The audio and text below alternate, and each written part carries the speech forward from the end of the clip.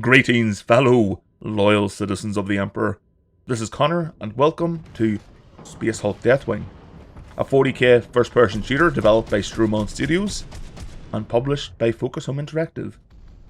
And, I mean, this intro looks awesome. Visually, it still kinda holds up. It looks pretty good. And Commander Belial has graced us with his voice. The reason I'm pointing that out is because this game is incredibly buggy, and I'm not referring to the Tyranids, which are the main enemy in this game. This game is riddled with bugs, and I need to remind you that this is the enhanced edition of the title. Yeah, this is probably the jankiest Warhammer game I've ever played, and I did play Eternal Crusade for a while. That planet-side, like, massive battle Warhammer game, which is just a disaster. This one has a lot more charm. But again, I'm not sure I can recommend anybody picking it up unless it's super cheap, because my experience with this game, the normal version of the game, not the enhanced edition, was very 50-50. So as you can see, it's based on the Space Hulk board game. In that board game, you take a squad of Terminators, and you board a Space Hulk. Now, what is a Space Hulk? Well, I'll tell you. In the Warhammer 40k universe, the way you go about doing space travel is by entering the warp. It makes it a lot easier, but it's also very, very dangerous. You need some powerful psychers to even navigate the warp and protect the ship while in the warp, but entering the warp, which is basically the Warhammer 40k version of hell, is very, very, very, very risky. So sometimes these ships throughout history enter the warp and they don't exit warp. They just don't exit it. They stay there. And over millennia, thousands and thousands of years, more and more ships become melded together. They form these big space hulks. And whenever they eventually enter or leave the Immaterium, they come back into reality. And of course, these ships might have been around during the golden age of technology, which in the Warhammer 40k universe is the time when mankind's tech was at its peak. So these are very lucrative, like, locations to go to. So, of course, the Space Marines, they want to have technology, they want relics, they want to just, see what's aboard. And, of course, they're filled with all sorts of nasty ghouls and ghosts. And that's the premise of this game. You're playing as the Deathwing Terminators, which are from the Dark Angels chapter. And as you can see, it didn't go too well for the Advanced Party, for Gideon Squad. Nope. Brothers have been slain. And it's our job to figure out what happened and to make a beachhead on the ship for our team. Now, as you can see here, we have a door. Now, I can either punch this door through with my melee or just open it. And I decided to open it because you never know, I might need to use the door again and lock it down to stop any Tyranids from following me. And yes, that's the point I should make as well. The Tyranids are your main adversary in this game. And there are different types. So, as you'd expect from like the Vermintide series or even the upcoming Dark Tide title, and I just destroyed the door anyway. I can't remember why I did it, maybe just to demonstrate. But it's pretty cool that you can do that because some doors are, glitched. They're not working properly and you do have to use the Emperor's Fist to get through them. But yes, the Tyranids are here, and just like in the Vermintide series, like I was saying, or Dark Tide, there are different types. There are ones that explode, of course, like the Screebs in Destiny. And there are big tanky ones. I forget the name of the Tyranids. I do like the Warhammer 40k universe, but I'm not as into it as I am the fantasy. That's why I'm looking forward to Dark Tide, so I can maybe get into it a little bit more. But yes, we are boarding the ship to retrieve Gideon Squad and their gene seed. Their gene seed is basically just their, biological data. So we can use it for another aspiring Dark Angels Space Marine. Now, so far you can see I'm just dealing with these fodder enemies that use guns. They are like kind of humanoid because that's what the Tyranids do. Whenever they are getting ready to take a planet, they will send an advanced force of gene stealers that are pretty much human in appearance until they're not. Whenever the Tyranid hive fleet shows up, the gene stealers rise up and make the invasion a lot easier. But I'm trying to figure out how to do this here. And this is one of the issues with the game, is that enemy and AI pathfinding is terrible. So we needed to kill that last guy there just to get this objective completed and to continue the story. But the game is probably one of the jankiest games I've ever played, not just in the Warhammer 40k franchise, but just in general. It's a very, very buggy game. Very buggy. And it's a real shame. The developers of this, Stromon Studios, they moved on from this game and developed another Warhammer 40k title, based on another Warhammer 40k IP called Necromunda.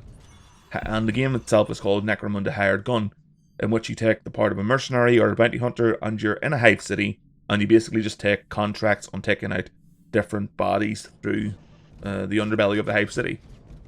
Now, this game had too much potential, but as you can see at the bottom there, Commander Belial, there's some dialogue there, and he's meant to have audio. He's meant to have voiceover there.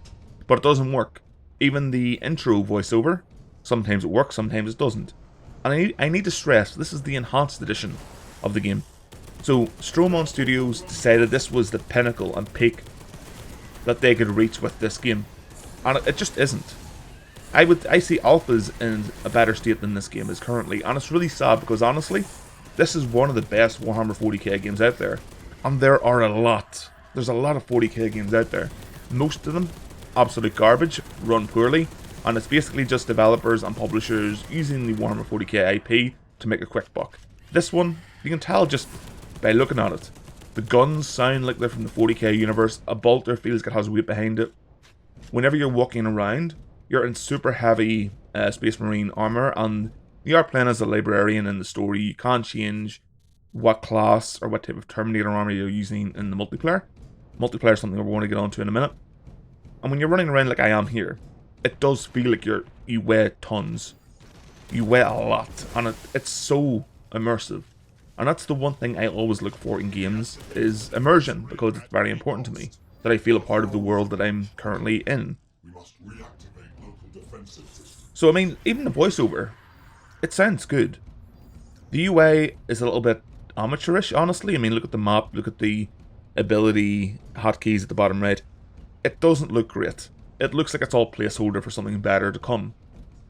And I have to stress that I do like this game, but there are too many negatives for me to really recommend it and have a clean conscience. If you do see it for like really cheap, or if you're able to find it for a couple of bucks, couple of pound, then I would say go for it.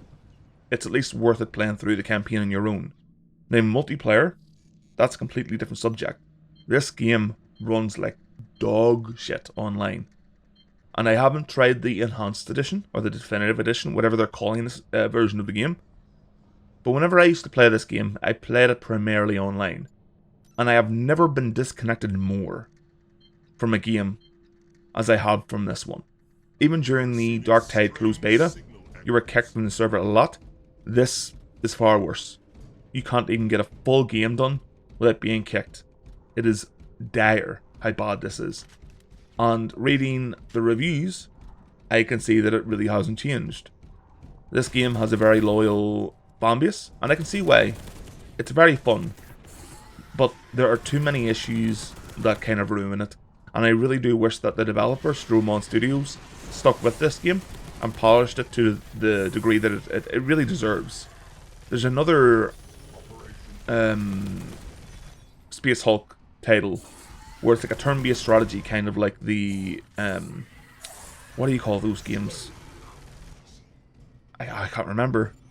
How am I not remembering the name of those games? You guys know what I'm talking about. It's you fight aliens and stuff, and it's turn-based, and there was a reboot of it a few years ago. That series of games, I can't believe I'm forgetting.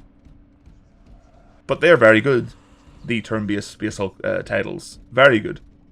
This game was the first entry into the first-person shooter genre for Space Hulk, and for the most part, it does a good job. But I just wish again that they put more time into it. So as you can see here, you can give your squad orders, you can tell them what to do, you can order them to close doors, lock doors down, order your medical team member to heal you. You can change their loadout as well, so they don't even need to heal, they can just be pure damage dealers. And of course, as you progress through the game, you will unlock other weapons yourself. So you can get plasma-based weaponry, las guns. I don't actually think you can get las guns, but you can get plasma-based weaponry, heavier bolters if you want. Big, like a chain minigun type weapon, which one of my battle brothers is using at the moment.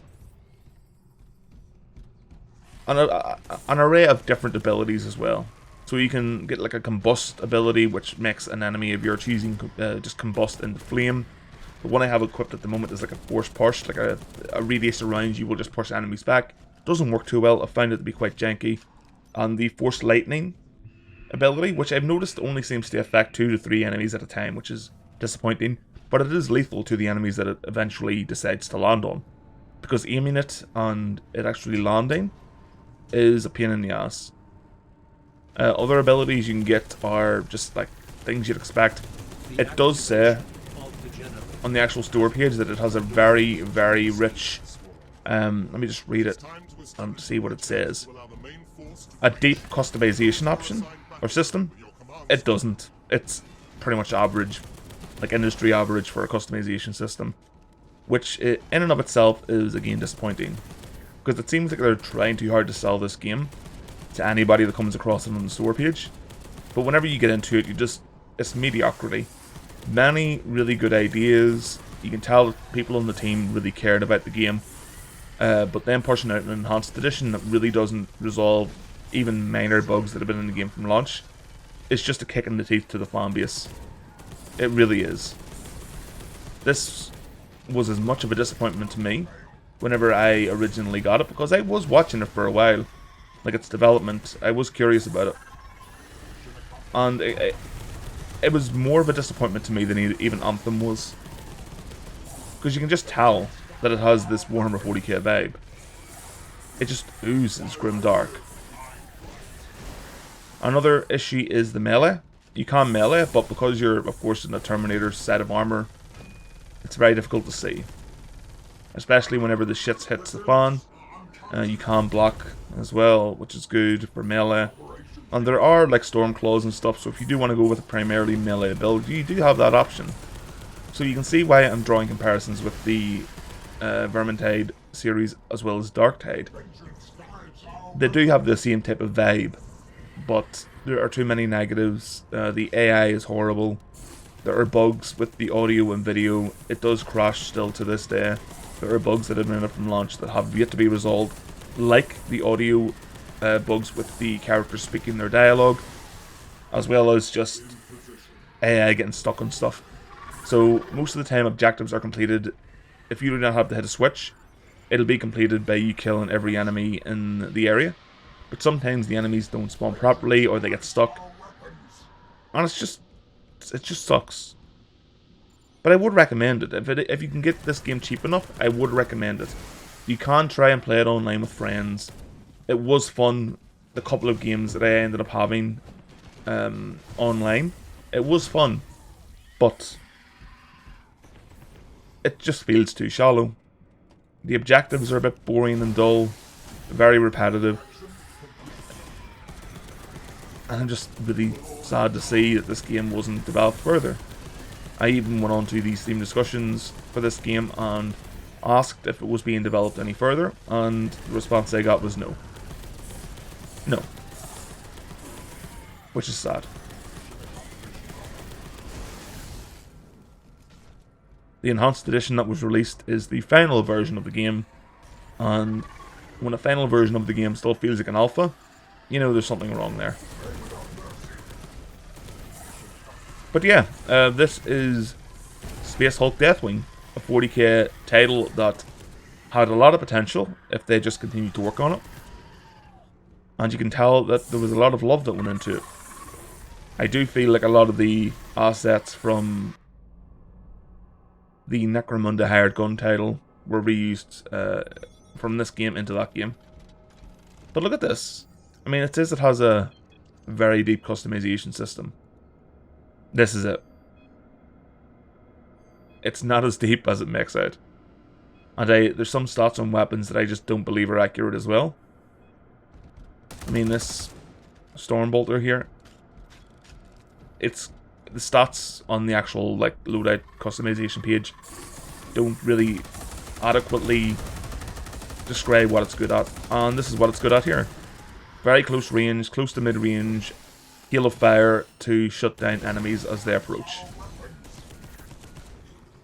It's pretty much, its stats are pretty much the same as the previous one I was using, but you can tell just from this that the rate of fire is a lot higher. And it's little things like that, little things that should have been changed prior to the release of the enhanced edition that just weren't. So, yep, not really sure what the purpose of this video was.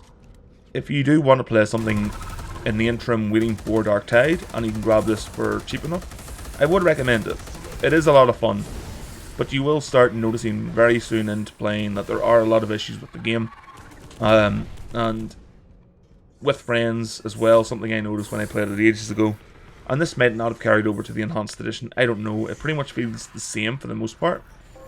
But the difficulty scaling wasn't too good. You do end up getting swarmed later on by enemies, and tougher enemies. And it just doesn't feel like it was balanced to have so many enemies at one time swarming you. So yeah, if you do decide to pick it up, which I do recommend again if you do get it cheap enough. The atmosphere is there, you get all the little cute servitors flying around. The dialogue when it works is pretty damn good. The voice actors are very 40k. The whole feel and the vibe you get from the game is wonderful. It is very, very good. Walking down these corridors, whenever you start coming across, like, I don't think the Carnifex is in this, but you know, some of the bigger, more imposing Tyranid forces, when you do eventually come across some of the stronger ones, and you're not sure when they're going to attack, it does become a bit of a horror game as well. So just having my bro there lock down that door, which stops them from coming in there, no real point in that. I'm about to go to the end of the mission now, and I don't believe any of them actually enter through those doors. But yes, again, I'd just like to thank you all very much for watching. And of course, like always, we'll see you next time. Bye bye.